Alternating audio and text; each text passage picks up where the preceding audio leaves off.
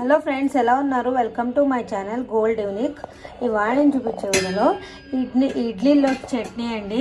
దీన్ని బొంబాయి చట్నీ అంటారంట. మా అమ్మ చేస్తారు, చాలా ఇష్టంగా తింటారు. ఇది ఇడ్లీలోకి చాలా బాగుంటుందంట. దీనికి కావాల్సిన పదార్థాలు 2 ఉల్లిపాయలు, 2 టమాటాలు, కొంచెం కరివేపాకు, 2 పచ్చిమిరకాయలు కట్ చేసి పెట్టుకున్నాం కదా. ఇప్పుడు ఏమేమి చేయాలో చూపిస్తాను.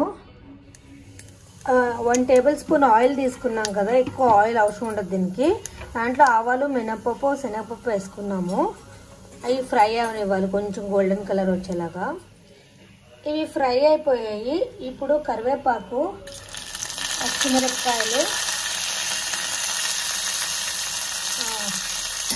కలుపుకోవాలి. ఉల్లిపాయలు కూడా వేగనివ్వాలి గోల్డెన్ కలర్ వచ్చేలాగా. ఉల్లిపాయలు వేగాక టమాటా వేసుకోవాలి. ఇంకోటి ఏంటంటే ఇక్కడ చూడండి, బొంబాయి చట్నీ అన్నాను కదా, మెయిన్ దీనికి వచ్చి శనగపిండి అండి. అవును, నేను ఈ స్పూన్తో 3 టేబుల్ స్పూన్ శనగపిండి తీసుకున్నా. ఇక్కడ చూడండి శనగపిండిది.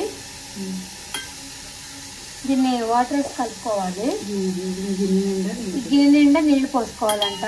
నాకైతే ఈ చట్నీ ఎలా చేయాలో తెలియదు, మా అమ్మ చేస్తున్నారు. ఇప్పుడు గిన్నె నిండా నీళ్ళు పోసుకుని చట్నీ శనగపిండి అయితే కలుపుకుందాం. ఫస్ట్ కొంచెం వాటర్ పోసాం కదా, బాగా కలుపుకోవాలి. ఒకసారి పోస్తే ఉండలు అంటే లంప్స్ లాగా వచ్చేస్తుంది, అంటే గడ్డలు కట్టేస్తుంది అంట. కొంచెం వాటర్ పోసుకుంటూ కలుపుకోవాలంట.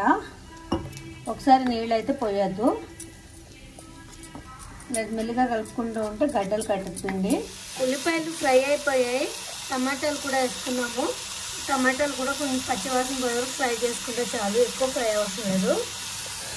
ఏమండి, ఇక్కడ గడ్డలు లేకుండా అమ్మ అయితే కలిపేశారు బాగా. ఈ పిండిలోనే ఉప్పు వేసుకోవాలంట.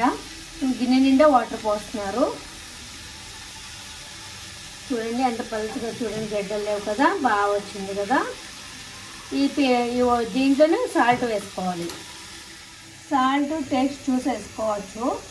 సాల్ట్ వేసాను చూడండి, వాటర్లో కలుపుకొని మళ్ళీ కావాలంటే సరిపోకపోతే వేసుకోవచ్చు. ఇవి ఫ్రై అయిపోయి బాగా అయిపోయినాయి చూడండి. టమాటా కూడా పచ్చిదంతా పోయింది కదా. ఇప్పుడు కలిపింది శనగపిండి దీంట్లో వేసేసుకోవాలి.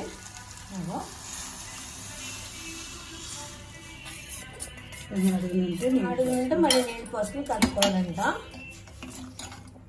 వాటర్లోకి మాత్రం ఉండదు ఇది. చట్నీ అయిపోద్ది, ఆగండి చూపిస్తాను. ఇది కూడా బాగా కలుపుకున్నాం కదా. ఏంటంటే ఇడ్లీలోకి చాలా బాగుంటుంది. మా అమ్మ చిన్నప్పటి నుంచి ఇది బాగా ఫేమస్ అంట.